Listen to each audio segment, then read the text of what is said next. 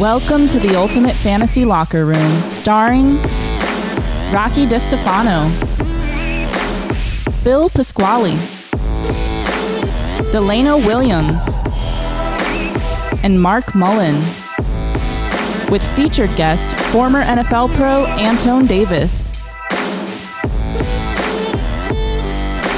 Fantasy football, real results. What's up, and welcome to the Ultimate Fantasy Locker Room. I am your host, Delano Williams, and today we have a great show for you.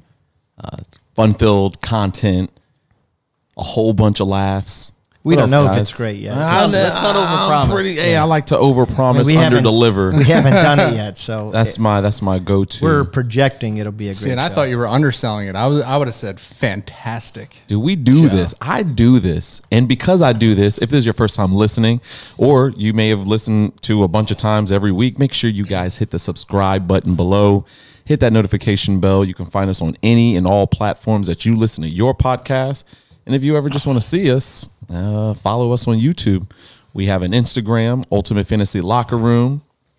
I'm just begging right now. Yeah, beggars can't be choosers, and I'm not above that. Hit subscribe twice just to make sure that you don't hit it twice because then you'll unsubscribe. I'm not saying hit unsubscribe. I'm saying hit subscribe. If we hit subscribe twice, you unsubscribe. Listen, I'm assuming that nobody's on the AOL dial-up network anymore. No, that's how it works. Sorry, guys. This is Boomer Talk. Boomer Talk. I know that you can unsubscribe, but you have to read first and then hit subscribe. Well, reading is just don't hit it twice. Don't hit it twice. Just hit it one time. Sorry, I'm targeting the reading audience. He's not getting it, but we'll move on. Subscribe. So make sure you guys subscribe. That's it. That's all we need you to do. I may be out of a house if you don't start subscribing soon. That's all. That's a lie. Well, why would you? Ridiculous. Well, can we just get on that level? You know what, guys? My kids won't eat if you don't hit that subscribe button. His beautiful daughter and beautiful son. Guys, hit the subscribe button. You're hit the notification bell. Back here. What happened? What are you doing? For this? What do you stop? Don't you have kids to feed? Dude, we're in the middle. We're gonna go ahead and plug Pristine Auction, even though they ain't doing a damn thing for us yet. But we're hoping. So I got that for $58 on Pristine Auction, signed by my hero, Bernie Kosar. I love all this information. Y'all are ruining this subscribe button. Dude, I'm trying to eat, and y'all they heard it though. I'm sorry that your family's not eating, but let's talk about this $58 signed Bernie Kosar jersey. What are we doing? I mean, nobody's here to hear about your family. I'm pretty sure I was bidding against myself. I'm pretty sure I raised my own bid, like by accident. It was you and Bernie Kosar going back and forth. I think it was me and Bernie. Yeah, I do. But still, what a deal! I mean, it's pretty awesome. It's a nice. You can't buy a jersey for $58. No, you cannot. It's true, especially a real one. Yeah, you should try that on. Yeah, it is actually XL, so it'll fit. I mean, it'll be a little tight. It'll fit. It looks small up there. It does. That can't be actually. Bernie Maybe had it's to a been kid's bigger XL. than that, right? I don't know. Oh, that's how you got it for $58. I don't think it was Kosar's jersey though. Right? You bought I don't know. No. I don't know. Regardless, it's a kid's jersey, and that's how you got it for $58. For you kids that don't know Bernie Kosar, go back and look at some of his plays. Most unathletic looking quarterback ever. Worst throwing motion, and yet, man, he led the Browns to several championships. And if you're new and you don't know where the subscribe button is, it is. I'll let it go. Hey, what's today's sipping beer? I know, whatever you find in your local cooler laying around, because I think that's where we're at, right? Well, Phil brought this, right? How's that? Yeah, somebody gave it. It was free. Oh, God. Why'd they give it to you? It was a promotion. I did like a 5-question survey. That's your hot IPA. I donated blood, and they gave me a. Do you find it like on the road? No. I mean, it's probably poison. No, I bought it, guys. I see. So they're trying to get you. I wouldn't do that because they know they donate blood. I mean, at house parties. We're not drinking warm beer like you. The hot IPA. Has anyone ever had a hot IPA? It started off like 5.7%. It's like sitting warm. It's now like 17% alcohol. It has increased in its percent in alcohol. Well, yeah, sitting in the warm air. But even Gabby likes the Bud Light lemonade. It's not bad. Yeah, it's pretty good. Why are we drinking these Bud Light? Because we're trying to lose weight. Oh yeah, maybe not you. I forgot about that. But we are. I forgot about that. Speaking of which, I did get official numbers today off the scale. So what do you have? Yeah, I'm up a good 15 pounds. You're up. I'm up. You want to know what's great about that? I love it. Well, no, I'm going to have to revise my... No, that's not revise. Wait a minute. I think I need to go and revise my numbers. I was taking about 15 off. I was hitting 170, and I started looking like Christian Bale and what's the movie? The Machinist? I don't know. You know, he was super skinny, looking weird. Yeah, that's that one. Yeah, I can't do that. So I might have to revise my weight loss plan, and hopefully you guys can manage to keep it. No, we're going to be doing the video alone. So you're up 15 pounds from when we started the challenge? Not up 15. I hit 192. Okay, so you're up 7. So what did you from start the last time? One set, I was at 185. You know, got sick, lost a bit, and then from there on, I just you're up 7 pounds. I'm up, guys, and it feels great. Sorry, it's not gonna. Feels great. Work. You guys want to see? It's not gonna work. No, y'all not trying to. No. All right. I was going to let you go. Just keep going. There's enough nipples out on set already. That's true. That's enough. How you guys doing? No? I haven't weighed myself. I'm, kind of standing my ground. I have been working out a ton, doing really well with that actually. But, I haven't eaten a whole pizza. And I have definitely been watching. Baby steps. But I'm trying to do the weigh-in every couple weeks. That way it's not so upsetting if you don't. So what are you doing at night? After dinner? That's snacking still? That's a danger period for me. Yeah. After dinner is when you start thinking about the Totinos. Yeah, if I had them last night, they would have been eaten. Let me just tell you that right now. But last night, no, I was, I'm doing a lot better than I was. That's all I can say. And I'm working out. And you're on the Peloton. Yeah. Oh, yeah. I've lost a pound since last week. That's good. I mean, it's all right. Yeah. I feel like I could do more. You're the only one carrying crashing. I'm crashing on the weekends. But was that? So when you crash, what do you eat? I mean, we had we went on a little happy hour tour at Disney Springs on Saturday. Drank. Oh, yeah. It's a lot of drink too. No. We didn't really drink much. We just ate. But so up until that point, on Saturday, I hadn't eaten anything. I just didn't eat at all till night. That's a danger. Got all my calories at night. Yeah, like a sumo wrestler. Yeah. Well, it's more dangerous to eat breakfast and lunch and then do that. Yeah. True. But you probably don't overeat if you ate breakfast and lunch. Well, we plan to overeat, so that's why I didn't eat breakfast. But if you reverse it, if you eat breakfast and get smashed in the morning, and then you just pass out, nap the whole rest of the day. I mean, I mean, you seem like you've done this once or twice. Mark, how are you doing? I'm not too bad. We're singing a damn song. I'm telling you that. If we don't watch, it'll get serious at some point. But I was on a high earlier this week. Coming off being a part of the intro music. Yeah, it was it was a celebratory week for me. It's a big moment. It's a big moment. Yeah. And yesterday I was served a cold, hard dish of reality when I went to the store to purchase an item, and never before have I really had to watch how much I weighed in order to be able to purchase said item.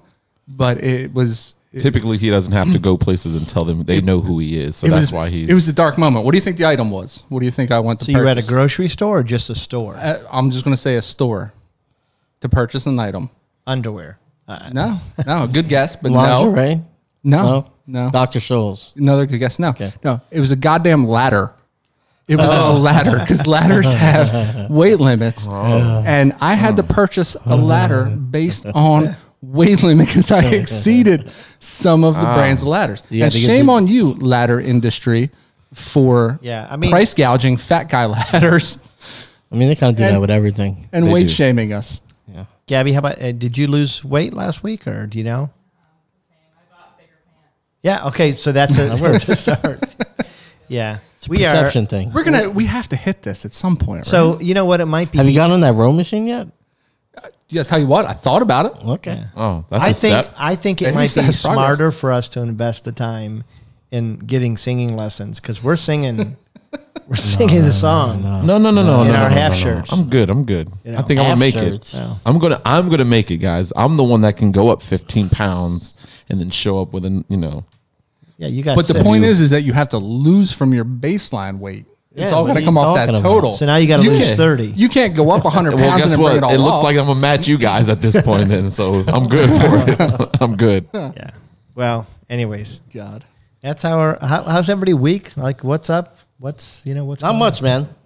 Not much. Not much. No, not much. You're trying to pull blood from a stone right now, but I mean, I'm just trying to see what's. I'm just trying to get us off our failed. I'm like, I got a real craving to go to the beach, and living in Florida. We're all from the Northeast, so I don't know how you guys feel about like moving down here in the weather. I miss the wintertime, but it's a little much now in Florida. I mean, usually, we're getting the spring weather around now. Yeah, and it's been cold. It's been crazy. It's been 30 degree difference in the morning and nighttime. I'm just waiting for it to be 3 million people freezing in Texas. But he just wants to take his shirt off. But you're worried about 30 degrees here. Whatever. I mean, what are you doing? Talking about Totino's last night.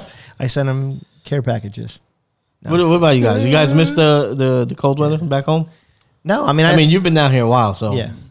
I like the cold weather. I like the idea of it. Yeah, getting around in snow and that kind of stuff. It sucks. Yeah, it's just no joke. In pictures, like your old photographs and stuff that you would take, in the snow, like they're beautiful pictures, but to actually live life every day in it was horrible. Yeah. And but there's a middle ground where it's not snow; it's just cold too, which is even worse because if it's gonna be cold enough to snow, I'd rather it snowed. No, why? You get snowed in, you gotta dig the snow. Because then you get to go out and play in it. Well, how old are you, Mark? It don't matter. That don't matter. I have 3 small kids, man. I know, but when you were living there, we're talking about. I had 1 small kid. Let's talk about you. Eliminate your kids. You hear Act that? like your kids don't exist. He's got 3 small children to feed, so hit that subscribe button. Hit subscribe. Hit subscribe. And I've seen them; they look hungry. It could be that Mark's eating the food. I'm just saying. Might be. I know I am, so my kids aren't. It's all right because they'll be the ones getting up on the ladder to Christmas decorations up. That is true. All right, so why don't we talk about what we're going to be our topic for today, right? And we're going to try to do our best to cover it all relatively quickly. But we are looking at free agents, and there is a mess of them. We wrote a few here on the board. I don't know if we can see it, but probably not. But it seems like this is a healthy year for free agents. And not only that, really good players too that right. are open. Yeah. It's not just a bunch of random. It's got a lot of. You get some good numbers this coming season with these guys that are on there. Well, so this was our challenge. Each one of us picked 2 offensive and 1 defensive free agents, and we're going to kind of go through them, talk about what they've done in the past, where we think they might go, and maybe if we have an idea, if they do go, who might replace them in their previous team. And so I think, Mark, if you're ready, we're going to start with you and your first guy. All right, let's go there. I put you on the spot, so. No, that's all right. That's all right.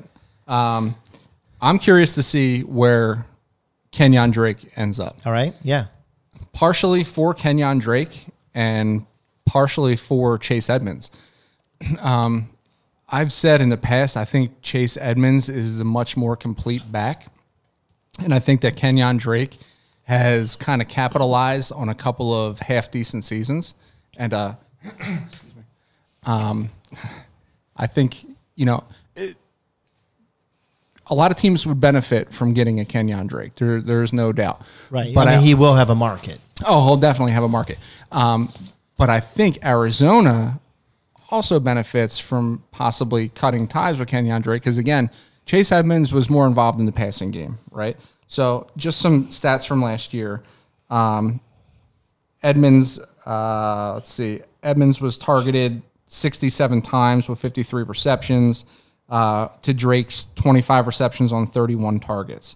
When you break it down to yards per carry, Drake 4 yards a carry. Chase Edmonds was 4.6. So he was actually the more effective runner when given the opportunity, and also was more available in the passing game, which we know that in that Cliff Kingsbury offense, they like to run. They prefer to run that air raid style offense, right? So they're running a lot out of shotgun formation, and I think Chase Edmonds brings another level of play in that offense than Kenyon Drake. Now, with that being said, Kenyon Drake, there's a bunch of landing spots that I think Kenyon Drake could benefit from. Just to name a couple, Atlanta. Atlanta's got Todd Gurley's a free agent. If Todd Gurley moves on, Kenyon Drake's skill set fits very well in Atlanta. It's another team that does like the pass, so Kenyon can catch the ball. But, Atlanta's obviously going to need to balance that off with a good runner that can, that's capable of catching the ball out of the backfield, right? So Atlanta's a good fit. Buffalo, if Buffalo decides to move on from Singletary, they have Moss, which is more of a pounding back, so Kenyon Drake could kind of step into Singletary's role. Denver's another one. One that intrigues me is Green Bay, and that's because Kenyon Drake's game can be compared similarly to Aaron Jones's, right? So if they decide to cut ties with Aaron Jones, because I think out of the free agent market, Aaron Jones is going to demand the most amount of money. So we all know that Green Bay, for whatever reason, hates getting Aaron Rodgers weapons. If Jones leaves, then Drake has a great opportunity to step in and fill in for those 336 carries that'll be left behind if Aaron Jones does leave. To speed it up a little bit, I think best job stability is Kenyon Drake. If he goes to the Jets are they're rebuilding from the ground floor up. So he's not replacing. There's no one there to replace because they're all garbage, right? But I think opportunity-wise, I think it might be, believe it or not, Tampa Bay. Because I think if Tampa Bay lets Fournette walk, and if they're not completely sold on Ronald Jones, I think that Drake could step into that position and be that potential every down back that Tampa Bay is looking for, because Tampa Bay is going to throw the ball the majority of the time anyway. Hoping that Kendrick could stay healthy. And, which is a big deal. Yeah. Staying healthy is a big deal for him, right? But if he steps into there, you're looking at Jones had 186 total fantasy points last year, and Fournette had 132. So you're looking at somebody, fantasy football-wise, potentially stepping into like a 300 fantasy football point type of role, which he didn't achieve in Arizona. Right. Arizona, 192 at the end of the year. Yeah. And Edmonds wasn't far off with 168. And that's why I think Edmonds benefits if Drake walks, because Edmonds, then you can throw him in that tier of being probably like a 250-point back. And then, Drake, you put him in the right situation in Tampa Bay, and we already know Tampa Bay is obviously established. I mean, they just won the Super Bowl, for crying out loud. Right. He could really step into a good situation there. So what do you guys think about that? Because Kenyon Drake is one of the most maddening fantasy players. Oh, completely. Partly because of his injury, partly because he started the season and he was not producing. Then he got injured. Then he came off injury, and then he actually started performing. Mm-hmm. So he's just a mystery to me. But every year, people are high on Kenyon Drake. Yeah. Well, I mean, I kind of was along the same lines, my thinking with Kenyon Drake versus Chase Edmonds, that Edmonds is a better player overall, a better runner.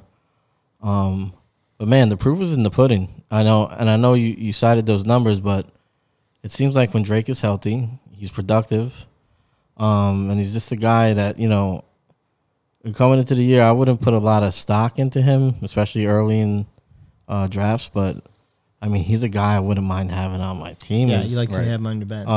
And where he goes, I mean, a few of those teams, I mean, it makes sense. It makes sense for him to go to a few places. Tampa Bay, you made a good case, but to me, it's a little bit of a stretch. I see him fit with Green Bay.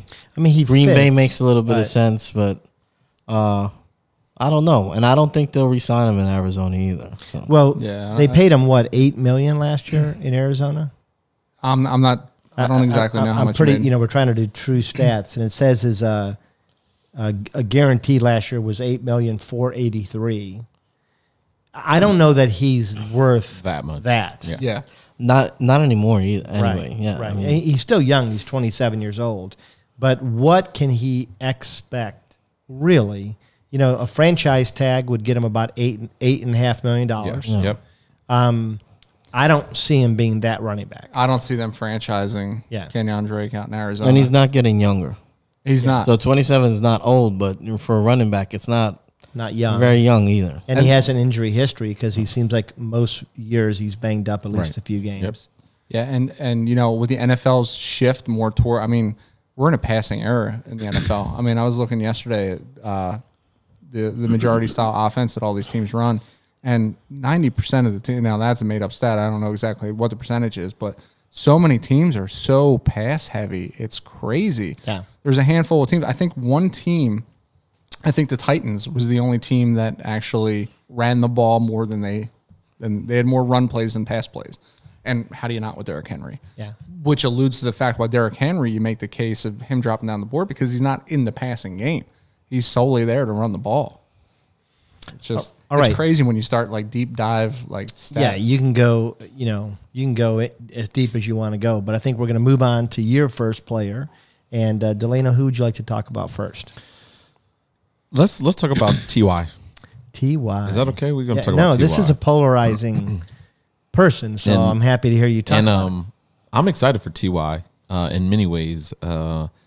He had a really good ending. Yes, he did. Season last year. It was. He reminded us why he was T.Y. He is T.Y. What is it? His 8th season, going into his 9th, or into his 8th?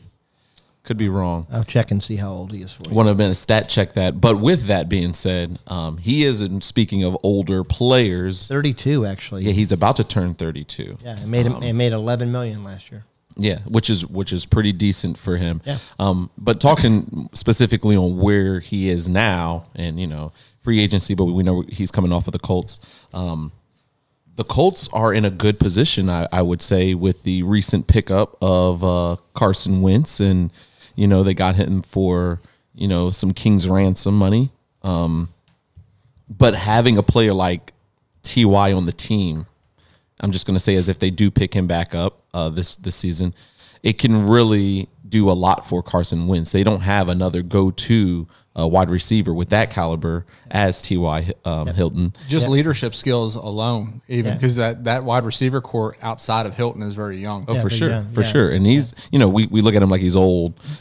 32 is not that old, but talking football-wise. For a receiver, it's not as old as, It's for a runner, but I mean. He's getting up there, but just shows his experience. And even though he didn't look so flashy the entire season, it just, like you said, reminded us on how good he is. He put it on, and he has always been on from those last 2 months of the season. So who do you think? Where do you think he ends up? I honestly think that the Colts will re-sign him.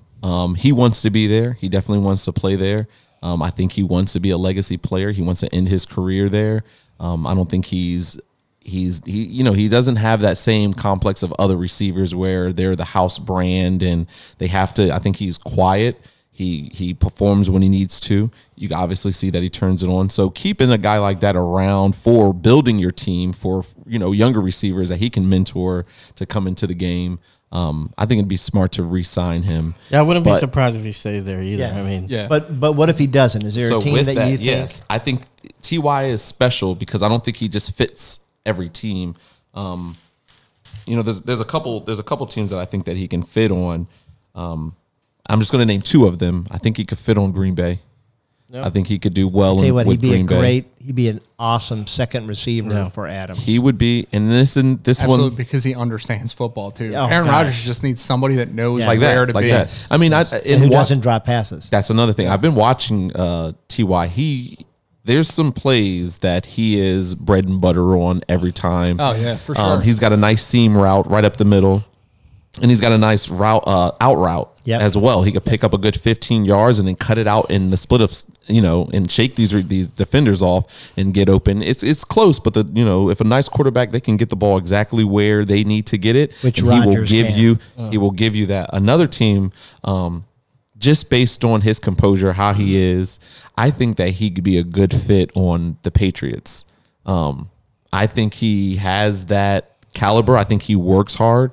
And the Patriots don't have what they once had. They need someone like, there are a couple free agents, wide receivers out there, that they could go with, but fitting. Well, and he's going to be a little bit cheap.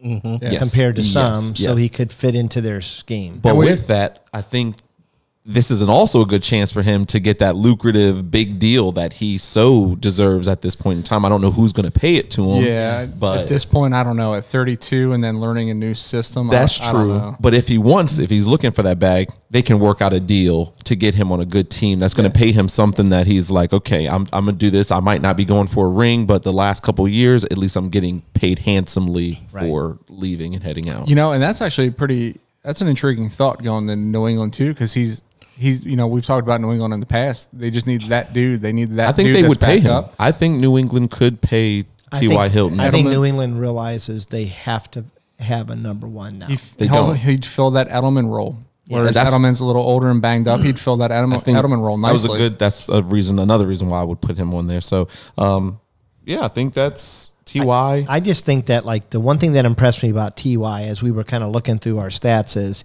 he only had 56 receptions last year, but that's because he started off really slow. But if you look, 42 of them went for first downs. Yeah. So it speaks to what you're saying. He's a great route runner, and he's realizing he's getting older. And much like Larry Fitzgerald, because Larry Fitzgerald has been a competent receiver now for, 12, 13 years? You're right. Yeah, you're right. Longer than that. Yeah. But what he did is he went from being the burner. So he went from being the burner to the mid, and now he's kind of more slot short. And I think T.Y. has the capabilities on the right team to still be something flashy special. And really good. Yeah, I like his solid play. I'll throw out one more quick team there that I think could benefit from a T.Y. Hilton. Because we talk about the leadership qualities. That goes without saying.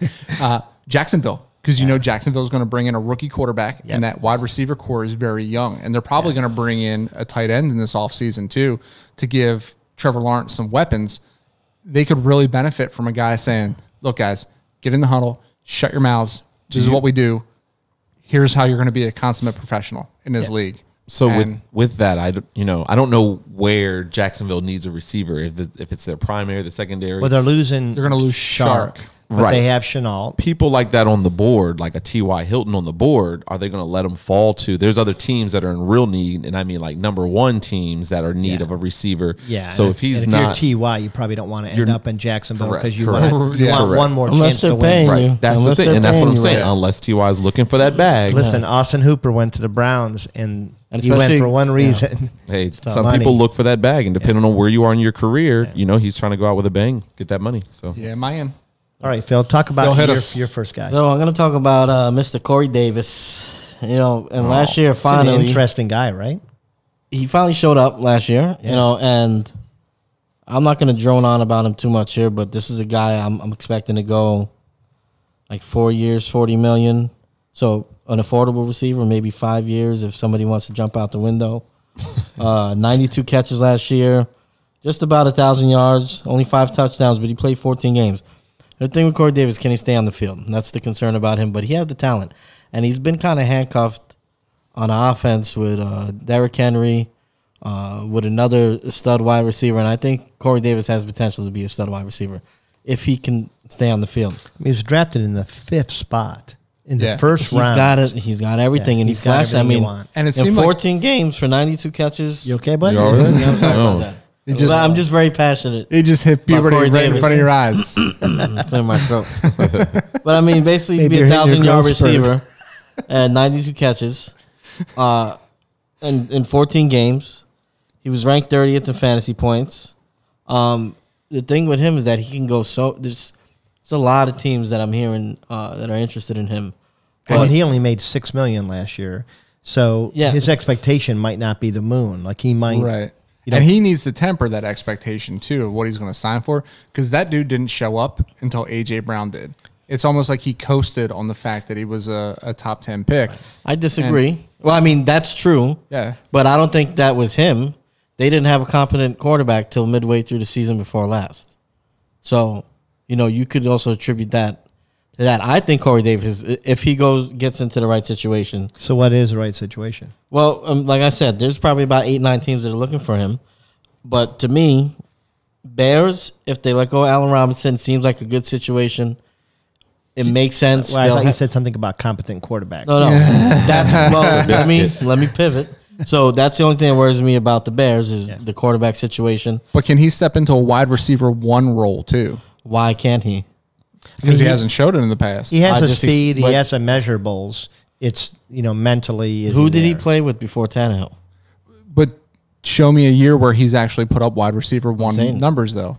He did just last year in 14 games. 92 catches, 984 yards, 5 TDs. A.J. Brown is the man there. I know, but... So he needs somebody. So he did that as the the other 2. Side of him. You don't know that he needs that. Right, but he showed that the years before. That's what I'm saying. Well, That's why he played with who? with him. I mean, you're acting like it doesn't matter. You can make that case about anybody who... Not anybody. Hold on, that... Sure. But it does make sense. If a guy's but drafted at 5, and then last year, his first year with a competent quarterback for the full year in 14 games, put up basically 1,000 yards, almost 100 catches. Being the number 2. Being the number 2. You're telling me that you don't... That's the kicker. Yeah, I don't know. I'm just saying I'm not sold on Alvin Harper or not? I think that's what he's saying. He's saying, can he produce it when he doesn't have that's obviously a question if the guy hasn't done it yet. Yeah, you're right. I would use his last season as a reason to believe that he can do it. And he's going to get paid for it. He's going to get paid for that. And I don't think he's going to take a contract on the cheap either. So are you saying... But look at it. And let me finish what I was saying. I think the Ravens are probably the best fit. The Ravens need a guy to match with Marquise Brown who can stretch the field. And Davis is a guy who could do everything else. That would be beneficial. That'd be a really good fit because he would have somebody with that kind of talent, on the other side of him. But to make my point is that Terry McLaurin put up wide receiver 1 numbers with no quarterback every year he's been in the league. Yeah. Well, it's 2 years, but yeah. Yeah, and he's got no one else catching balls there, and he's got no one throwing balls to him Where did either. Terry play at? Where did Terry play college ball at? What, shithole in Ohio? But we don't produce skilled players, Sean.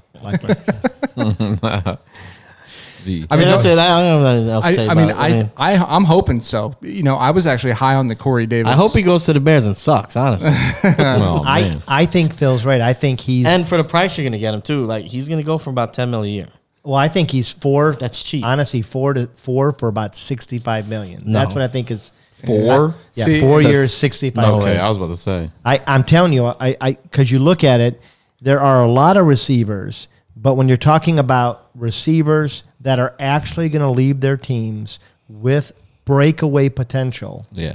It's he Davis has the potential. That's the difference. Well, yeah, it shows being the number 2. T.Y. has had it, but he's on the downturn. Probably Godwin and Brown are staying put. Mm-hmm. So what about AJ Green, Gallaudet? Yeah, AJ none Green of those guys are nothing last year. No, but he hasn't been. He's the youngest of the bunch. Who is? Davis. I think he's 26. Yeah. So. Yeah, but that was a guy that I was actually going to speak on. I know we have more to talk about, but AJ Green was one of them. And like you said, he hasn't been producing anything, and that's to the point where even if he went to a team and he's the veteran, what is he gonna mentor? Yeah. Well, my first player will be Aaron Jones. Oh, yeah. Aaron Jones, a very interesting player. If you look at him, his PFF grade for the last 4 years has been 79 or higher. There's only been 3 running backs that he's been behind, and those running backs are Eckler, CMC, and Kamara. And his receiving grade is even stronger than that. So he seems to be, you mentioned it, he seems to be somebody who can manage both the run and the pass, highly talented player. And he's kind of been, he's the main back in Green Bay, but it's somewhat of a split system still. Yeah, with Jamal? Yeah, they're still running Jamal and a few other players. Yeah, but when I didn't realize this stat until I found it out the other day. Aaron Jones received every carry inside the 5-yard line for Green Bay this past season. 100% of the carries inside the 5 went to Aaron Jones. Yeah, which is amazing, and it shows somewhat why he was able to get his fantasy points. I think he's a perfect fit for the Miami Dolphins, and they might be willing to overpay him because Green Bay has the knock of not re-signing their players, and when they do, trying to get them on the cheap. Whereas I think a 4-year, $46 million, which is too much probably for a running back. But I think Miami might be able to justify it. They want to surround Tua with some talent, or if they get Watson, they want to surround Watson with talent. They got to sell tickets, and I think he's somebody who has expressed interest in actually ending up in Miami. So that would be my bet of where he ends up. I think that's a good spot for him. Yeah. The Dolphins they need it. Who's their running back that is that caliber? Well, they were hurt. They were really hurt last year. They had a bunch of guys kind of come in and produce. Right, but they were producing in 2 and 3 game segments because they were hurt. Yeah, Gaskins went out. I think Gaskins is projected to be their 1 next year. Yeah, but if they can pull the trigger Jones on them, it definitely changed the dynamic of that. I think Aaron Jones is definitely in the top 10 running backs, especially because of his ability to catch and run. We just haven't seen him. He's got a good workload, but we haven't seen him be that every down back like Derrick Henry. Would that happen?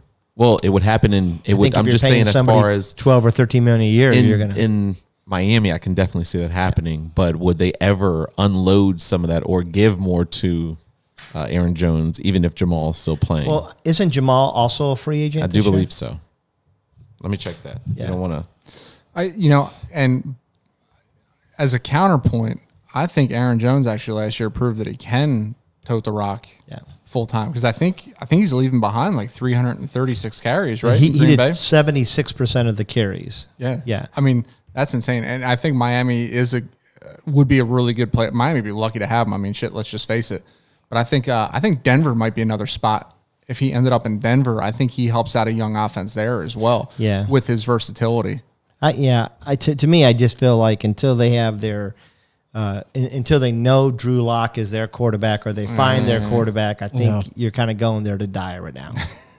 You're not wrong. So they don't seem like they've Melvin Gordon's still there. Is Melvin Gordon still? He signed a 2-year deal. Yeah, he is still. He's not a free agent this year, so he is still there. And they're going to be paying him. Yeah, they are paying him a lot. He's literally just there to get paid. Yeah. All right. So let's go back to you, Mark, and take your second player. All right. I couldn't help myself. My second player is a guy I'm fond of, Mr. Hunty Boo Boo himself. Yeah, Hunty Boo Boo. One of the few. There's not as many tight ends coming out this year. Yeah. Yeah. I think that Hunter Henry, he's like at a crossroads for me, right? Guy's super talented. I don't feel like he's ever really lived up to his potential, but I think he has a lot to offer and could really help the right team, including his current team. Henry last year, since his rookie year, every year has progressively gotten more targets, right? But every year has also declined in touchdowns. His rookie campaign was actually the highest touchdown total he has had in his career at 8, which is incredible because he was competing for time with Antonio Gates. Now, mind you, Antonio Gates was older at that point, obviously, but Gates that year still took on 93 targets Henry's rookie season. So Henry took on 53 targets, 36 receptions, and 8 of those receptions were touchdowns. Now, this past season, 60 catches on 93 targets in only 14 games, 43.8 yards a game, no 100-yard games. But the guy has crazy talent, in my opinion, where he could make a couple of teams, which I'll get to in a second, really, really strong. Only 4 touchdowns last year. And he's also, the thing that gets me with Henry, and, my heart says he's got a lot of talent, but there's got to be something there that's lacking, right? Because they run a West Coast style offense. Herbert Air Bear was throwing the ball all over the place last year. Why wasn't he more productive like Travis Kelce, who's in the same style offense, right? Travis Kelce's also in a West Coast offense, but Travis Kelce's numbers were through the roof. There's all kinds of variables there, but you would expect more out of Henry in a system like that, being a potential focal point of the offense. That being said, I think the Chargers have got to bring him back. But if they don't, if he goes chasing the money, there's a lot of teams that would blatantly benefit. Some of the ones that we've already mentioned. What do you think his contract would be? Henry? That's tough. It's tough because the Browns overpaid for Austin Hooper, and it kind of reset the market a little bit. I think wherever Henry goes, he's going to get overpaid. You think? You think so? Yeah, if he leaves. I don't know. I mean, you're talking about for what you're saying of what he produces. You're right. I think he will because the tight end market's not strong this year. Right. Yeah, I think there's one better than him that's actually produced without the reputation or the big name. But I think Hunter, for whatever reason, people believe he's got the talent. Well, because that rookie year, I mean, 8 touchdowns and Yeah, and I mean, but if you go from that rookie year, every year his targets have gone up. Yardage last 2 years has sat around the same. But when you're, there's, my God, that style offense in the league now. West Coast offense is like the most dominant offense in the NFL. So, I mean, he could go to half of the league, right? Yeah. But who really needs him? I think an ideal situation for him would be Green Bay if Green Bay lets Tanyan walk. Yeah. Because Tanyan has a low sample size, right? So we don't really know can Tanyan sustain this type of workload? Can he sustain that type of... Or did he get the workload simply because there was nobody else? Because there was no one there. Yeah. And I think you bring in a guy like Henry that is seasoned, that has proven that he is very reliable, and now you give Rodgers another target outside of Devontae Adams that will demand targets. I think he could flourish in Green Bay. And with that being said, I mean, there's a handful of teams that I wrote down here. The Jets, he'd be the number one target in New York. But I mean, for crying out loud, any one of us could go to New York, and we're probably going to, start get the same amount of targets. Cincinnati's another one for me because you got Joe Burrow, you got a young quarterback, you have a decently young offense, and the potential for a good tight end to flourish there with a younger quarterback is, very evident. Same case, you can make that same case for Jacksonville too. Bring in Trevor Lawrence. Also Atlanta, who was missing Hooper last year, never really replaced him. No. And their offense ran through their tight ends. Yeah, and it was Hayden Hurst, and Hayden Hurst had he didn't have a great year. And it's funny too because I had Atlanta on here, and they're a passing team, man. 62% of the time they got the ball in the air. 97 targets to tight ends in Atlanta. I mean, he'd benefit there too. Yeah. And another one that I really like too, just real quick. Actually, I lied. I lied. There's two. There's the Rams and the Colts. I think the Colts bringing in Wentz and not having any tight ends there, I think he could flourish with Wentz because we all know Wentz loves his tight ends. He loved them in Philly. Yep. And then the Rams. The Rams have 115 tight end targets. They didn't really have a solid number one tight end. Was it Everett? Was it Higbee? Yep. And it was divided up. You bring in a solid guy that's like, this is definitively my tight end. Henry played on 78% of the snaps, man. He's reliable. You get him in a situation like that, I think he's bound to flourish. I think those two last ones are probably the best fits. Yeah. But, I mean, like I said earlier, I just think they're going to overpay. I don't see the same thing with him.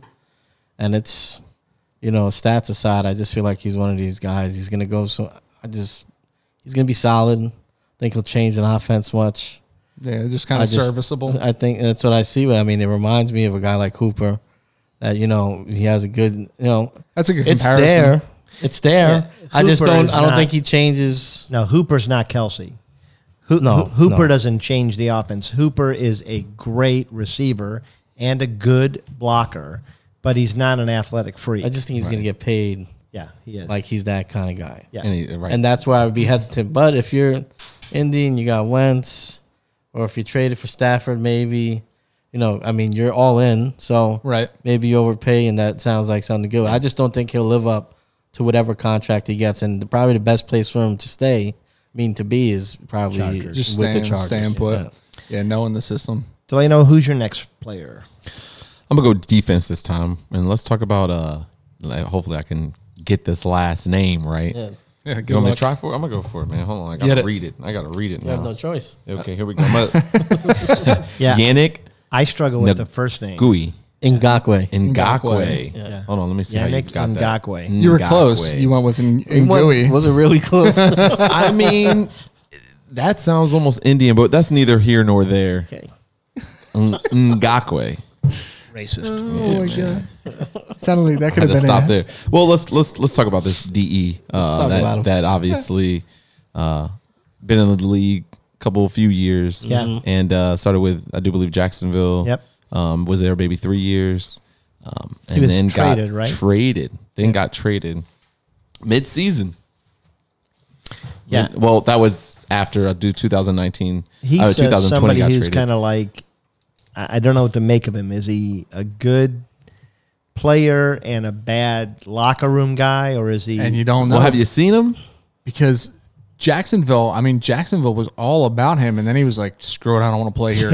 And he you can't blame him. He seems like one of those type players. You're not getting anything. I mean, he averages really good. Stats. Is, yeah. I mean, something's got to be a year almost. Yeah. Something's got to be going on there because Jalen Ramsey did the same thing, right? And then Ngakoue went to where? He went to Minnesota, right? And then halfway through the season, and then he went to the Ravens. Let me clue you in here, right? Let me hear it. Let's hear it. It's the Jaguars. They play in Jacksonville. Okay. If your job told you, hey, we want you to you go to Jacksonville, or you could go Minnesota, which is Miami. Canada. Where would you want to go? You go to Miami. I mean, Jacksonville's a great city. I'm saying it's not a great. Listen, it's got the beach. Listen, there's plenty of other places. Cleveland's a great city too. Dude, Cleveland, but I don't want to go live in Cleveland either. St. Augustine's only 30 minutes down the. Listen, down these on guys are 95. young. They got money. They don't want to live in Jacksonville. That's it. That's just it. Jacksonville's got a thriving nightlife. You have a choice of where like some leverage to where you're going to play. So we're saying that Jacksonville's pretty low on the list, but he pulled a move where you're not going to produce. Yeah, because I want to get out of here. Not going to win. Okay, but he's third team now, right? In his short career, where does he end up? What do you think? I think the Browns. That's right. No, I think that he should probably, if they want him, he should stay put because they have a good run right now. Baltimore has been the last 2 years in the playoffs and probably 2 games shy from actually getting there. Would you guys agree? Yeah, and they have a good defense around him. So there's no reason for him to go anywhere now. If we're looking at, you're a good player on the field, but this is such a distraction on the off field, performance. If he's going anywhere, he'd make a good fit in Miami. Seems like that's his crowd. Sounds like his crowd. Am I wrong? No. Find the lie. What do we be serious? What do we think he's gonna demand on the market? I think, to be honest with you, if you're Baltimore, you don't trade what you traded for a year. Yeah. So in my opinion, they knew they had already been somewhat negotiating. Yes. And I'm hoping there's I hope not, because they play the Browns twice. But I think he's going to get, like, he deserves at, maybe not the top, but it's that next rung right underneath it. Does he believe that, though? Because I don't know. This dude seems like a total head case. It seems like he's, he's like, I'm the best, man. You're going to pay me like the best, It does seem like he thinks that. Well, it might be, but he's been in a short career, and he's been producing consistently. Right. Well, he's around that, like you said, eight or so a year. Yeah, 8 about is on average. There's been 1 year. And with the Jags, he had like 15. Yeah. And I think that's why they thought. That was the year, right? Yep. Otherwise, he's had around 8. 8. Which is good. I'm not turning down 8. Right. But that's like Olivier Vernon. Yeah, Vernon. That, who on the open market this year probably would have got $11 million a year. He's no JPP, one hand. Yeah. You think Vernon would have got 11? I think, no, he was being paid more, but I know that. I was going to say. The open negotiations with the Browns at the end of last year, because they were trying to re-sign him before he got hurt. That's surprising. They were offering him around $11 million. That's crazy. I don't think he injured. Yeah, that's what I was gonna. That's exactly what I was gonna say. But you know what? I'll just dovetail on. I mean, unless you still want to. No, I mean we're good on dovetail. He's not too much to roll right into Leonard Williams, another defensive lineman, and like to kind of draw a comparison. I have him getting around 11 to 12 a year. Yeah, and I think he's been pulling his own weight a little bit. No, a lot of it. Like last year, he 11 and a half sacks from a defensive tackle position. Right, that's huge. 57 tackles, but along with those 11 and a half sacks, he had 13 combined sacks. That's what I was looking for. 30 QB hits outside of those sacks. So he's getting pressure up the middle. And I know all you guys that are real giant haters, football aficionados. you know, we love the defensive edge screaming off the end, but that push in the middle of the pocket really affects. That's what changes the game. Stuffing the run and getting that. And this guy, since he got transported out of that dump, Jets that have one to be New York, that the Jets are holding up there in Florham Park, he produced when he got traded halfway through the season. Produced. The Giants franchised him last year. I think he stays, but for the sake of argument, I mean, for 11 to 12 million, which is what I think he'll get. I mean, there's a bevy of teams that could benefit from that. If I'm the Ravens, I part ways with Ngakoue and I go after Leonard Williams. I mean, you probably have that line. You'd have a shorter list of finding teams that wouldn't need him. Yeah. I think honestly, from an interior defensive lineman like that to produce, and he'll have his choice. Like he'll be able to choose where he wants to go. Yeah. And so for him, you got to think he's picking. If he thinks the Giants are close, he might stick. But if not, he's probably not picking the Jags. He's probably picking a team that he thinks is... The issue the Giants have, I mean, they're tight, super tight right now, but they're going to cut a lot. The problem they have is their other defensive tackle. Is a guy they drafted, Dalvin Tomlinson. And they're trying to find a way to sign both of these guys. I don't know if it's going to happen. And you'll like this. He's ranked number 3 at the defensive tackle position coming into IDPs next year. And I think he averaged 4.5 fantasy points a game. Now, I don't play in leagues with independent defensive players, so you tell me how good is that for defensive tackle? With IDP leagues, it depends on the weighting of the scoring. I play in a league where there's much more weight on bonuses than there are. Like 4.5 to me, if you were trying to sell me on 4.5 in my IDP league, I'd be like, that's nothing. Because there's so much weight in multiple tackles, multiple solo tackles, multiple sacks per game. So he probably put up ridiculous numbers. I'm willing to bet that he averaged probably in the high teens to 20s in my IDP league. The fact that he's putting, with just numbers like you said, for an interior lineman, I'm sure he was putting up huge games. And so now you're of course you're wanting the Giants to find a way to sign him. If not, where does he go? Like I said, the one off the top of my head, I think the Ravens, because I think the same reason I like Corey Davis is I think the Ravens realize what's going on. They're going to have to pay Lamar Jackson in a year or two, right? They're in the championship window. I think, they're probably starting to realize he is what he is what they should do. Let him be a runner, run the ball, and beef up the defense. You get him the weapon in Davis. You get the guy in the middle of the defense. That line is already solid. Just strengthen his position of strength and roll out with your defense and kind of win the way the Ravens have always won. With the defense. Yeah, and they have enough space. They've got about 24 million under the cap right now. Him and Ngakoue, I mean, I'll take him. You alluded to a stat that, not a lot of people look. People look for those flashy stats. Oh, how many sacks did he have?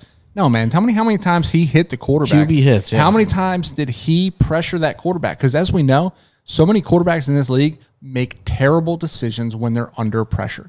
You stick a guy in a pocket that's worried about where Leonard Williams is, this guy all of a sudden isn't going through his progressions correctly. You got a guy on the run. You got a guy on the run. Now, how accurate is that quarterback on the run? You potentially force more turnovers getting pressure on the quarterback versus actually sacking the quarterback. And I think it's very underrated. If you think about that number too, just to put a bow on it, those 30 QB hits are aside from the sack. So in a 16-game season, he's averaging about a little bit under 1 sack a game and 2 QB hits on top of that a game. I think he's getting more than $11 million a year.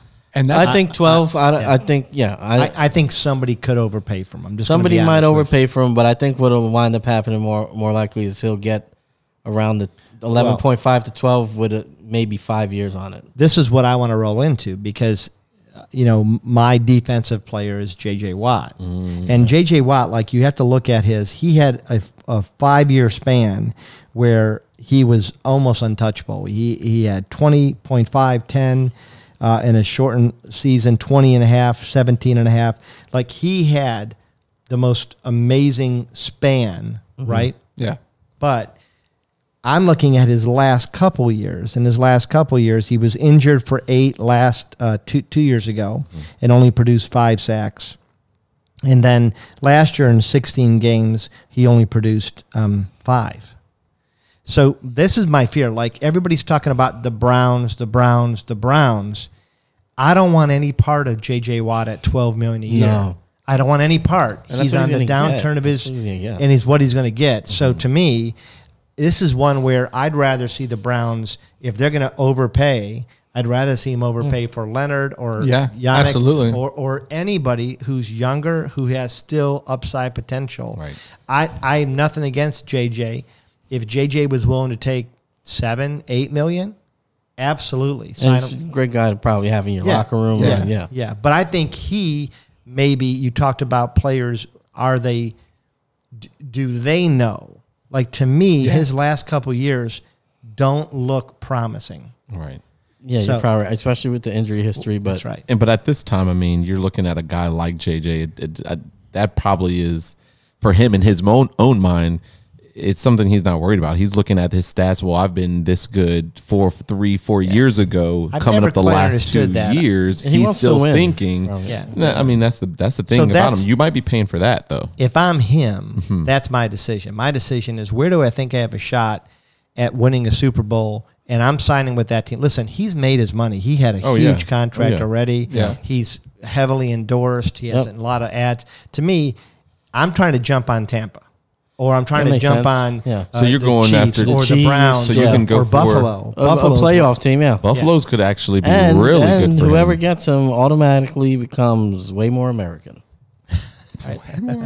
He wants to go to Green Bay. Come on, this isn't like that's where he's from. This isn't like Middle America Bruce Springsteen signing. No. Okay? I mean, JJ Watt. He's a Patriot. His cowboy boots and canvas. He won't be a Patriot, but he's a Patriot. If I had to guess, wasn't Dallas America's team? Dallas was propaganda a long time ago. That's where we would have the camera zoom in on my face with the whole bewildered look. If I had to guess, he's signing somewhere 2 years, $25 million. Somebody's overpaying him. That's probably something. And I'm just hoping it's not the Browns. I hope it's the Browns. I hope so. F you. Man, you're doling out negativity towards our teams, man. You guys all deserve it. Let's get back on the positivity train here. No, that shit's not coming my way, because my next guy I'm dogging here too. Who's that? Jadeveon Clowney. No. Clowney, man. No. Talk about a guy. Talk about somebody who benefited from a single play. Sure did. That capitalized and has turned it into a career. Wait, are you talking about in college? In college, man. Done. Don't do a man like that. Oh, that's what happens. I know. I'm just saying, don't do him like that. And he may have even jumped off sides. Don't do that to him. And then he hits a guy 7 yards behind the line, pops his helmet off. Everybody, and he recovers it. Everybody loses their shit, but it's not even that he did that. It's just the play before it is what kind of made it as big as it. I mean, you guys agree? They should have got the first. No, he popped him great. There's been players that have done stuff like that. I'm saying what made it as big as it was is they were cheated, and this man kind of put on the Superman cape and said, "Hey guys, I'm about to get the ball. And pop this guy." Hey, I'm not saying that it was a nice hit, whether it was offsides or not. Continue. I just wanted to make that. So I think I could actually state a case for teams being better off without Clowney. And it's funny because we talked about do these guys realize really what they're worth? Here's a guy that is the penultimate example of people not realizing what they're worth, because he thinks he's worth every penny. He probably thinks he's the best. He probably thinks he's the best free agent on defense out there. I mean, you're worth what you could get. So yeah. That's absolutely fair. And if he markets himself well, but he's never been the game changer that he was touted to be. And not at all. And he takes a lot of plays off. Yeah, and it's just like so. And you're not bringing him in to be the dude either. He better be on a line with Leonard Williams and another defensive end. Or Myles end. Garrett. Right. He would have benefited greatly. The Browns were after him. They actually offered him more. He would have benefited greatly from having Sheldon Richardson, Myles Garrett. So what we're saying is he's not the guy. No. He will do better being the guy with another guy. Yes. Right? Yeah. And then we'll also say, to sum it up, not to cut it off, but it's the reality with Clowney is, what have you done for me lately? Yeah. Yeah. Well, I know you're going to hit on some of those stats. Yeah. And I mean, you put him in Baltimore where they hang their hat on defense, and he's a guy that can kind of get lost in the shuffle. He'll benefit. You put him in Chicago. I mean, I wouldn't want him in Chicago, but you put him in Chicago where they have other playmakers, Akeem Hicks, Khalil Mack. The secondary's half decent. He probably benefits. But going back to his rookie season, first off, he only played, what did he play? 7 games. Four games in his rookie season, right? With no sacks. Second year, 13 games, 14, 16, 15, 13, 8 up to last year, right? So sack-wise, he finished his best year was 2017 with the Texans with 9.5 sacks. And he followed that up with 9 sacks the year after. Yep. Which is mediocre, right? Mediocre. It's a guy you signed to a 1 or 2 year deal. Right. Which is what he got. Yeah. So he goes out to Seattle. So let me throw some crazy stats here. So in 2018, the year before they signed Clowney, right? Seattle had 43 sacks as a defense. They hurried the quarterback 12% of the time, and they knocked the quarterback down 10% of the time. They bring Clowney on. They go from 43 down to 28 sacks. Oh, wow. They go from 12% to 9.2% on hurries and down from 10.4% to 6.4% on quarterback knockdowns, right? And then you fast forward to the year after Clowney, sacks are back up to 46, back up to 9.3 and 9.8% respectively with hurries and knockdowns. It just seems like when they acquired him, they moved pieces around to utilize him in a way that he didn't perform, he didn't live up to. Yeah. And then when they got rid of him, they understood we were probably depending heavily on this guy to do X, Y, Z. Never did it. We actually went backwards and then reorganizing things back to how they should have been. Which brings me to my point, though. So if you overpay for a dude like this, you can't bring in other talent to help you. Well, so now that is your focal point. So now you're actually detracting from your defense, right? Because you just shoveled all your money at this dude thinking he's the guy. Now all of a sudden, the Browns. Listen, the Browns offered him. I forget what it was. I think it was $1 million more than Tennessee to come to the Browns. Thank God they didn't get him. Instead, they spent less than $4 million on Adrian Claiborne, who actually outperformed Clowney in every single defensive stat. Well, it wasn't hard, and I'm going to throw a bowl on this real quick. Clowney only played in 8 games last year and had 0 sacks. He only had 4 tackles for loss, 19 tackles, and 14 of them solo. Wow. 2019, and here's why Tennessee needs to get rid of him. The year before, 43 sacks. They bring Clowney on. They go from 43 to 19. Wow. Sounds kind of familiar, right? Seattle, same thing. 43 down to 28. He's just a slouch. Yeah. Yes, he takes plays off.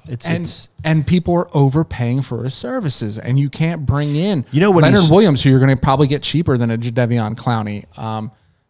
Some of these guys in the secondary, because some of these guys in the secondary don't get their just desserts until they finally. That's right. And really, right now the league's in love with edge rushers and defensive line, and I get it, but I think I can make a case for the second most important position in the football field is the cornerbacks.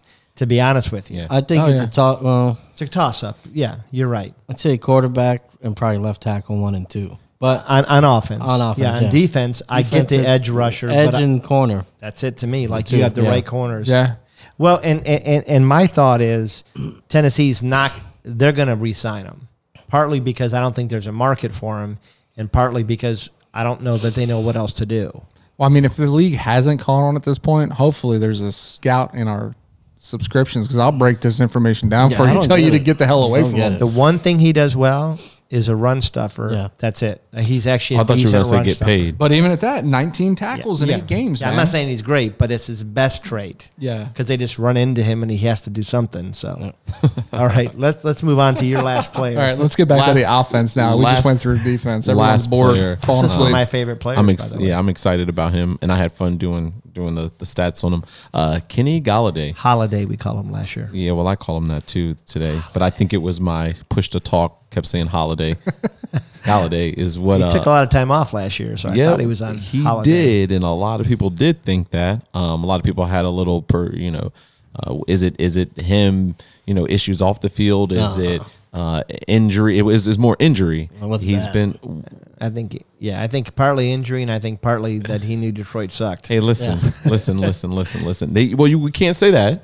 We can't say that. Well, we can. I'll say this. I'll say that. We want to say that. But the thing is, surprisingly, he does want to play for the Lions still. If they can work out a deal, he's willing to stay on there. I think he just wants to play in general. The guy seems like a baller. He went out there with a hip pointer for crying out loud. He is. But if we're talking currently where he's at, is he looking to flee and run away?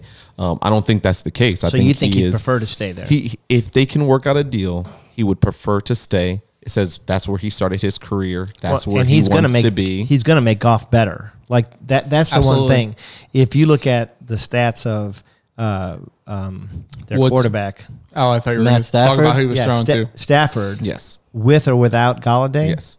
It's unreal. I think he is a baller. This guy, not only is he a baller, but you will throw the ball to this man in double coverage. And I don't know the stats, fake stats, but just looking at the games and the footage, and I'm looking directly at the camera, I think he was catching at least 60 to 75% of those balls coming his way, double covered. When he came out of nowhere too, like I don't remember them talking about him. He out of college. And the way he's a little bit. He doesn't just catch the ball; he attacks the ball, and that's the thing about him. Bingo. And for me personally, looking at how he plays, he had the first 2 really good seasons, and then I do believe this last one he played. I mean, I think he only got 338 yards. Yeah, I don't think he was in. He just wasn't in very much. He wasn't in. Who I compare him to is Mike Evans. Because he's not gonna necessarily beat you down the field. He's a more likable Mike Evans. Yeah, I was gonna say because I'm not. Mike It's Evans. funny. No, I'm not a big fan of Mike Evans because I think I'm not gonna say he takes time. I mean, he takes plays off. I feel that he takes plays off, and it's in the plays that count. Well, when it's like, okay, we need you to step up, he doesn't step up. I don't think I don't think Gallaudet does the same thing. I think he plays hard all the time. He did say, I think Gallaudet's a bona fide number 1 receiver. He says, listen, I would like to be here. I would like to be here. But if they don't choose to sign me, he says, I'm going to go and ball out there. That was his quote. I am going to go there and I'm going to play just as hard as I'm playing here. If he doesn't go, where do you think he doesn't go, personally, it's just funny because you mentioned it earlier, and it's what I had written down. I think he should go to the New York Giants. Oh, I think he would be a really good fit. Is that where you think he'll land? Here's the thing. I'm not saying that because I'm a huge Giants fan. I'm a diehard. I'm saying there's a lot of rumors about him at going. how he plays the ball and the lack of receivers that we do have that can. I mean, we brought on Golden Tate. To be our number 1 for a while. And, at that same time, we had Shepard injured. We had one guy really, really step up. Darius Slayton. His manager let slip that they were trying to work a trade from Detroit to the Giants last year. So I do think that Gallaudet has a desire to be play with the Giants. Well, I don't know what that is. You're going to have to attack a ball if you're getting thrown by Danny Dimes. Well, that's the other thing, too. And my comparison to Mike Evans is he high points. So he's at the pinnacle of his league. He does high point, and they say he's actually in his prime, too, right now. So just to wrap it up, I think if he can get the deal, I mean, you take that, right? Detroit. I would definitely. And I don't know where he would land number 1, number 2. I think he would come in as a number 1. He's firmly number 1 there. Well, yeah, but I mean, the Giants. I mean, we don't know if we can do that. Oh no, but we have Slayton and we have Shepard too. Shepard has always been number 2. No, but he's saying he doesn't know if he can fit him in, and I do think you'd have to maneuver the cap. I think you get rid of Shepard. I like Shep, man. I love Shep, dude. He's a baller. You get rid of Shepard. You keep Slayton on the other side. Slayton seems to be a really good speed. Yeah, he's an attacker. Yeah, he is. Well, Slayton's. I mean, he's younger. He's cheaper. Shepard's going to the last year of his contract, and Shepard's been solid, but you can draft a guy like that. Well, that's all he is. And if I'm the Giants, I get Gallaudet and I draft a wideout in the first round too. Holy shit! Both. That's what Did I we think. just agree on something? There's real quick. Why not? Did we just become best friends? The defense is solid. Do some karate in the garage? I think if you could keep Leonard Williams, you can find a way to keep Tomlinson. You're right. Draft some more defense and go get some. But right now you guys are like over the cap, so you got to do some. But I told you they're going to. First of all, this is football. Everybody works their way on. Listen, we'll figure out what we need to do to get another receiver. I'm sure. What's Ingram's contract like? We need to get rid of that too. Yeah. That's out of here. We just got to get rid of that. No, he's gone. It's a 5th-year option. We haven't exercised it yet, so. Right. Yeah, we have no obligation. I don't think. And to wrap it up, if there's no other team, because I personally want him on the Giants, another couple teams I think he'd fit on is I think he'd be good with the Bengals. Yeah, I think he's like the revitalized AJ Green. No, I think that's a great comparison, I think he's actually bigger. Yeah, I think that's where it'd be good there. I honestly think he'd be, and I'd hate to say it, I think he'd be good on the Eagles. He could be a good Eagles. Have no one. They don't, and he would be good on there. I think he'd be good on the Dolphins. Yeah, you like the Dolphins. I don't like the Dolphins. You seem to. No, I just think these last couple players we spoke about fit well there. I can't imagine a worse place for him to end up because I'm not convinced about Tua at all. And exactly, I will say. But you got Devontae Parker on the other side. You're talking about. Yeah, but I will say this. Yeah, but when you're throwing the ball 4 yards. The way Miami was looking that's why Aaron Jones is there now. The way Miami was looking last season was promising. I thought they were actually in the flop of Tampa Bay. I thought they would have probably not made it all the way as far as Tampa, but playing on that caliber where I thought the Dolphins were going to play that well. Miami's on the upswing. They definitely are. So getting someone like Gallaudet would work. I think a dark horse for Gallaudet is San Fran. Yeah, that's true. But San Fran, they wouldn't know what to do with him right off the bat. Depending on Debo's injury status going forward, because I think Ayuk, they have a great wide receiver in Ayuk. Yeah. They have Kittle.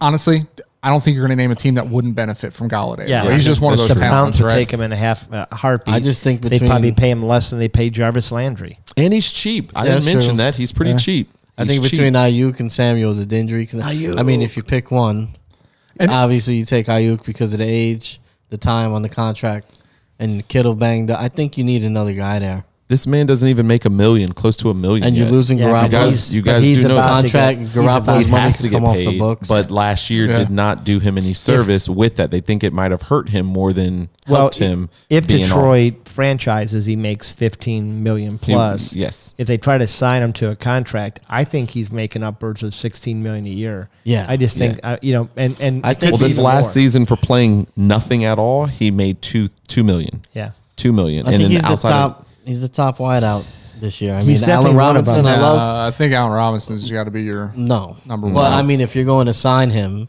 who's more valuable? I think Gallaudet, because of his age, is more valuable. Now, I'm not saying so. I think they're 1A, 1B. I think Allen Robinson, played very, very well in Jacksonville in a trash town, and then came to Chicago and has another trash quarterback and has done very well. I think. Probably, I personally think no matter where Robinson goes, because I don't know if he comes back to Chicago, I think he's probably the most consistent, reliable wide receiver in the league. Well, I don't disagree with you, and I think if we were just going to argue their skill sets, we could probably go back and forth a bit and you might win. But I'm just saying, as far as situationally and looking at the value of the guy, I just think it depends on the team too. Different to me. Well, they're different receivers. Yeah, it's totally different. 6'4", 214. He's a big guy. The ball. Robinson is an amazing receiver. I don't know that he is. He's definitely top 5. I think Gallaudet is a slot above him. I don't know about that. I just think if I'm investing money, I'm going to go with the younger guy. Yeah, well, and it's a crowded field because you got Godwin, you got Robinson, you got Gallaudet, you got Fuller, you got Davis, you got Juju, you got. I mean, there is a lot of. It's a good free agency, man, for a lot of teams. Phil, lead us into your last player. Yeah, so this guy. I mean, I'm not going to dig too deep. We all know this guy, so. But no, I don't. I kind of just want to open it up to talk about him a little bit, but we're going to talk about Dak, the guy who I love to hate to love. Oh wow! A lot of disrespect. I mean, I love him as a player. No, not by you. I'm saying Dallas is showing a lot of disrespect to Dak. I mean, his not last year, but the year before, we're talking about a guy who's almost thrown for 5,000 yards, 4th in the league in TDs, almost 100 QBR rating. Is he a franchise quarterback or not, right? That's what everybody wants to know. And there's all these rumors about Dallas, maybe really not wanting to commit to him, and Russell Wilson saying he'd okay a trade to Dallas. Where does that leave? I mean, it's just a lot. Who do you think? Like, if you can get Russell or Dak, who do you go with? If you're Dallas, Russell's 32. You go with Russell. Russell's 32. Yeah, but I still think you got to go with Russell. Yeah, yeah. So he's young. Deshaun Watson or Dak? Deshaun Watson. Russell. Yeah, Deshaun Watson. No. Oh, you said out of Dak in him. I'm sorry, my bad. Yeah, no, so this is the interesting discussion because. If you look at Dak's stats, they're up there. There's nothing wrong with it. Yeah. And yet, we consistently we undervalue him. So we're as bad as Dallas. Well, there's a reason, though. And the reason, I think, is because they continue to perform like a mediocre team. Yeah, there it is. So I think what happens with Dak, and maybe it's not just Dak, you put on the whole team, is that he's, has a great game, and then they have some games where they can't move the ball, and it throws into question. But we also seen him make big plays in big games too. Right. Yeah. So he's kind of a conundrum when we just talking about what he really is. So where do you think he goes, or do you think he stays? And it's so crazy. So I think if he could go to like 15 teams. Yeah. So, I mean, what I think is the most likely thing to happen is obviously he stays in Dallas. Yeah, I think that they franchise him because they still don't want to commit, right? But there's a chance that Jerry Jones is getting up there in age. He wants to win. I wouldn't pull it past him to try to make that trade. And if we're hearing about it, that means there's smoke, there's fire. So yeah, I wouldn't be surprised if he pulls that off. And then if that happens, is Dak? That's a good point too. I mean, with Jones here's the crazy thing: if they franchise, this is what I think is going to happen. They're not committing to him yet. I think they're going to franchise him again, second year at $37.5 million. That's insane. But it may be enough to perform a trade to get Watson or Russell with another team. It might be the piece they have to have, and it's a lot of money for 1 year, but a team can absorb it and then maybe sign him to a long-term deal. I can't believe I'm about to say that I actually feel very bad for a guy that's going to make at least $37.5 million a year. Yeah. But the timing of Dak's career has just been, it's been unfortunate, right? So you had prior to last year, the year before they traded for Amari Cooper towards the end of the season because he didn't really have a number one receiver to go to. After Dez left. Yeah, they were relying on Elliott, and Dez was, it wasn't good with Dez before going out of Dallas, right? So now you give him the keys to a Ferrari. You're like, dude, you got Amari Cooper, you got CeeDee Lamb, you've got Ezekiel Elliott. Oh, we're not going Dak's in order. Dak's like, I'm about to get paid, right? Yeah, because you like, and then he gets injured. You like the other guy. No, I was thinking if in order you see who he was getting, who he was losing, and the target became Beasley for a while. Yeah. And then I think he's pointing out, like, when he got hurt is when he had a full complement of weapons. When he actually had people that he would want to. He had three. Really, you had probably at least one number one receiver, maybe two. Maybe you make an argument for CD or. And when Cole Beasley, Cole Beasley in Dallas was a little bit different than Cole Beasley in Buffalo. Cole Beasley in Buffalo proved himself, and you can draw up plays for Cole Beasley. Mm-hmm. In Dallas, you're not drawing up plays for Cole Beasley. He was an outlet. Yeah, I mean, if you get to Cole Beasley, you're like, shit, man, what are we doing wrong? Right, we don't have a receiver to throw to. Then they're like, all right, let me fix that. Here's Amari Cooper. Here's CeeDee Lamb. And there's a third receiver, and I'm blanking on his name. Ooh. Michael Gallup. Michael Gallup, who's not trash. No, he's not. No, he's not. Isn't he a free agent? He is a free agent. Yeah. There's a lot of talk about Gallup, and this would be fantastic too. Well, not for Bears fan, but ending up in Green Bay. Yeah, you put Gallup on the other side of Devontae Adams and put Hunty Boo Boo in the mix. I mean, does everybody think he's a franchise QB? Does anybody have like a team that? Because, like you said, there's so many teams that he could go to. Yeah. Only thing I'm really hearing about is Seattle and the Texans, maybe, right? Is there a team that you think could be in the running for him if Dallas somehow? I honestly, strangely think that the Bears would be a team that would pay for him if he was truly coming off and free agent. Here's my man. What scares me about that is if Robinson walks, I don't know that I trust. And I think this might be the knock on Dak. I don't know if I trust Dak in a system that's not already established, right? Dallas worked to get established. He's got weapons. I think he could do a lot of damage in Dallas. You bring him into Chicago where, if Robinson walks, they're looking at bringing in somebody new, hopefully. Yeah, they're bringing in Marvin Jones Jr. Now you're relying Marvin Jones. Now you're relying on Dak. Dak, unfortunately, to this point, compares a lot to Garoppolo, right? A lot of talent. What can he do? He's been injury prone. Give him some weapons. Can he get out there and win you games? We don't know that about Garoppolo either because I think Garoppolo's got some talent. They're in the same position, that's for sure. Yeah, absolutely. All right, let me wrap up with the last player I want to talk about. And this is honestly, right now he might be one of my least favorite players because I just think he's a trash talker. And he shouldn't. He's not backing it up. And that's Juju Smith Schuster, eh? I feel like he's having fun more than trash talking. Some of the guys I feel like they're trash talking. Juju's just seems like he's having fun. It could be, but he's trash talking my team, so he's an idiot. But I don't get this guy. So here it is. In 2018, he had 111 receptions 1,400 yards, 7 touchdowns, and his per reception average was 12.8. Looked like he was a bona fide number one. That's what I thought. But here's the issue. Why was he a number one? What year was that? That was 2017. That's when what's his name left. That's Antonio Brown. Yeah. And so he followed up that the next year. He only played 12 games, 42 receptions, 552 yards, and his average yards per catch dropped.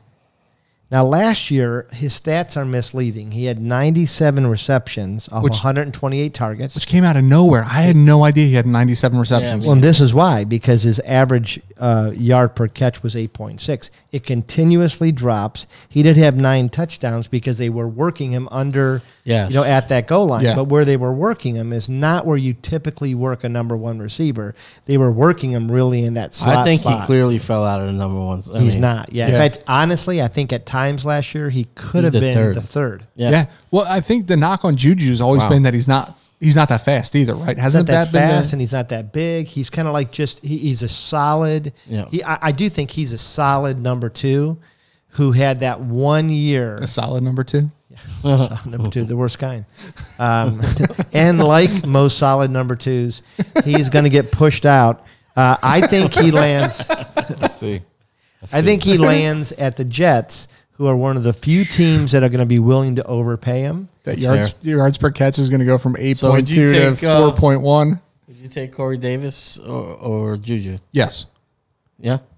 Which one? I think he thought I said over. Would you take? So I just rolled it. Yeah. But you said Davis though, right? Over him? Yeah, I would take Davis over Juju Smith. Too. And I think you might get him cheaper. Yeah. And I think that Davis. I think we've seen the best Juju's ever going to be that 1 year, 2017, when he was across from Antonio Brown, who, like him or not, is a once in a generation receiver. Yeah, for sure. So to me, Corey Davis has tremendous upside still. Yeah. Now he might not pan out, but I think you might get him cheaper. I think the Jets are going to pay $68 million for 4 years for Juju. For Juju, I can see that. Yeah, that's what I think. Yeah. Man, and Juju, like you pointed out, Juju, the 97 catches came because a guy, first off, that I'm really high on this year, Deonte Johnson, right? Deonte Johnson demanded a lot of coverage. Chase Claypool demanded a lot of coverage, right? So what does that do? That frees Juju up for these shorter routes. Yeah. He was on it. I mean, really, when you look at some of his touchdowns, no one was near him. Yeah. And it was because they were putting so much focus a lot of that stuff was schemed. Yeah. Right. I mean, a lot of those plays. And I do think Pittsburgh runs a great scheme, but I think Pittsburgh loses Juju. They don't miss a beat. They'll draft another receiver and it'll be the same. They already have somebody. They already have James Washington that can step into his. Well, not only, I mean, I think if he goes to the Jets, that's the last time we're hearing of Juju Smith, man. Well, they've kind of been the death for everybody else, No, I just don't think you put. Yeah, he's not recovering. Well, and it looks like, we heard all these rumors about the Jets. They were the ones who were going to get Watson. Maybe not now. They might get Wilson. Maybe not now. They need more than just the players, though. You can get all these I think they're going to end up with Justin Fields or another. Well, they have a new coach, a new GM, a second-year GM. That's where we're going to start. I mean, the coach, I like their coach. They're still building, though. It's better than last year's.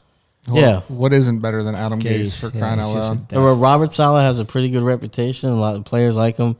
So, I mean, there's reason to be optimistic in New York, at least for the first year. I think it's all going to depend on if Juju goes there. No, if they have a competent quarterback play, he'll be productive. It's not like we've seen him he was productive this year. So is there any chance that the quarterback that they had last year is a competent quarterback? I think so. Yeah. I mean, look at who he's played under. I mean, he's had a pretty, I think, 2 GMs. This is going to be his 3rd head coach, 2 offensive coordinators. He missed half a season with mono. Coming out of college, I liked Barkley. He was actually my 2nd or 3rd favorite quarterback. Strangely, Mayfield wasn't. You mean not Barkley, Donald? Yes. I thought you were going to make the Sam Darnold. It's a New York Giant on your brain, man. Yeah. I thought you were going to make the comparison. I'm hard pressed to find a USC quarterback that's really been a solid, productive Carson NFL. Palmer. Yeah, Palmer. Look how far you had to Palmer's go. Probably the best. Of them. Yeah. He had great years in Cincinnati and great years in Arizona. Yeah. Barkley, Liner, they had another Sanchez and and Mark Sanchez. Yeah. There was one other one though. Oh man, I'm slipping my mind. It's going way back. I mean, if you go back to Tom Marinovich, it was supposed to be like the next coming. Tom Marinovich, just wow. Yeah, I mean, he was supposed to be the next coming, and the dude. Here's all I would say. Final word about Juju. He's not going back to the Steelers because he's a player who believes he's worth a lot more than he's about to get paid. I mean, he's got video game commercials with Samuel. Come on now. Steelers don't like to pay guys. Take the Jets out of the equation because honestly, the Jets would sign anybody, right? Where do you think he goes? Not the Jets. I think that there's an opportunity that he could go to Cincinnati. Okay. I think there's an opportunity that he could, if he was smart, he'd go to the Packers. He'd sign a lower contract to play with Aaron Rodgers across from Devontae Adams. And I think he would be great in that system. Those two teams are good. I think those are good fits. Cincinnati, for some odd reason, I think it would be good for him. Yeah, he's just taking a step back. You know, you're going from a team that is potentially making the playoffs, but the Bengals are going to be improved. So, for sure. Green Bay could be. Although I don't think Green Bay has much cap room. If they they got to really cut. Nothing. What do you think about Arizona?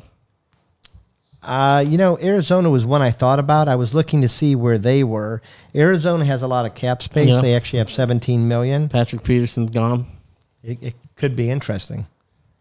I think they got to be looking at the future. They got Hopkins out there. Green Bay is negative. Oh, if they're not looking at the future, then Arizona's doing something wrong. Because I mean, they got their guy in Murray. They know they're going to stick by him. I tell you what, I'm just saying that just transitioning away from Fitzgerald. I think Juju. It would be a good fit, especially with Hopkins. Mm-hmm. He could take that role. Yeah. Yeah, I think Corey Davis would be a great compliment to Hopkins.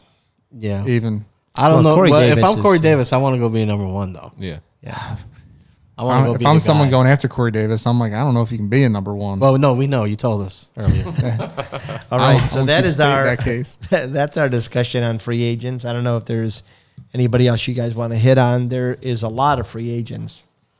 And there's some interesting one. Where does Will Fuller end up? Yeah. Can he be a number one? Is Godwin and Brown... Can they take the reefer out of his hand? Well, probably not, but probably not. Is Godwin and Brown, are they just going to re-sign with Tampa Bay? I mean, Brown was paid next to nothing last year, and it looks like he's going to make next to nothing again if he comes back. But I think he's good with that. Look what it's got him. Yeah. He needed a shot of reality. Well, what team takes a chance on him? On Antonio Brown? He's going to stay there. He's going to, I mean, there's not a long list of teams that would take a chance on him. Yeah, I think Tampa should stay where he's at. He's comfortable. There's no problems. Brady's throwing him some cash. Yeah, come on. Yeah, why not? The back end. For sure. He's made enough money in his career. Take some crumbs. He's okay. Take these crumbs. He's going to have a chance to win another Super Bowl. Yeah. Yep. Stay in the nice hot weather. Why would you go anywhere? Is he from Tampa? He's from Florida, right? I think he is from Florida. Yeah. So, all right. Well, that has been a pretty good discussion. We were pretty well behaved tonight, guys. Yeah, I tried to keep the high beams down. We didn't have the whiskey today. No, that's probably what it's a big part of it. We really drilled in on some content here too.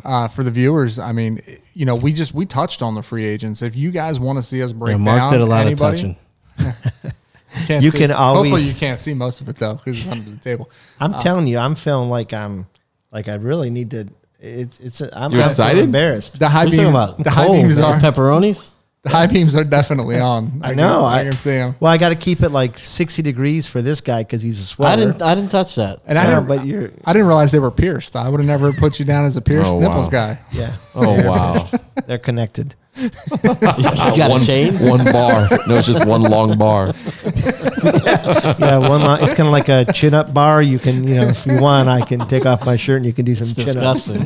Think about it. Sounds horrible. It's so bad. So with that, we got the free agency, and then next week we're going to probably talk on a little bit more. What are we going to talk about? Well, I was thinking next week we might do the 2020 rookies, right? That'd be great. Yeah, talking kind of doing a recap of how they did and which ones we think are mirages or elite or going into next year. And I think let's incorporate the viewers. Let's see what they want us to talk about too. I mean, like I said, there's a not huge my, free agent. Not my pierced nipples, your please. pierced nipples. Your chin up bar. If you want us to break down any of these free agents for you, if you're having some serious trouble thinking about this upcoming fantasy football season and you want some of these guys broken down, let us know. Yeah. Not only that, just I'm curious. I don't know if anybody else is curious, but how can you find us, Mark? You're the man to bring that home. Oh, I'm that guy? You're that guy. We got some just do it. Oh, man, I didn't even know. I had no idea. But I got kids to feed, guys. And I know we're back at this. You know, we have someone's got to supply his pull-up bar, his piercing habits. You know, we got him over here. I got 2 kids in college. People got to eat. Hey, guys, we do appreciate you guys watching the show. You know where to find us on any of your podcasting listening channels. If you do Spotify, if you do iTunes, or just go to YouTube and watch us live. I'm sure you want to see the bar. Subscribe is the big one, man. When you go to YouTube to watch these bars on his chest. Hey, we need help. Subscribe. We do. We need your subscribers. Please subscribe. And we'll see you guys next week. Peace. It's like we holding on to what he's hating. Lacking luster from the father, cause there's no relation. I'm told to tell you about him, word from God is not mistaken. That's why his name is always dropped in every conversation. I've been sold to his will hold, but falling short upon his glory, but let his will roll. Stand, they say I'm crazy, think I'm lunatic. They say my head's up in the clouds only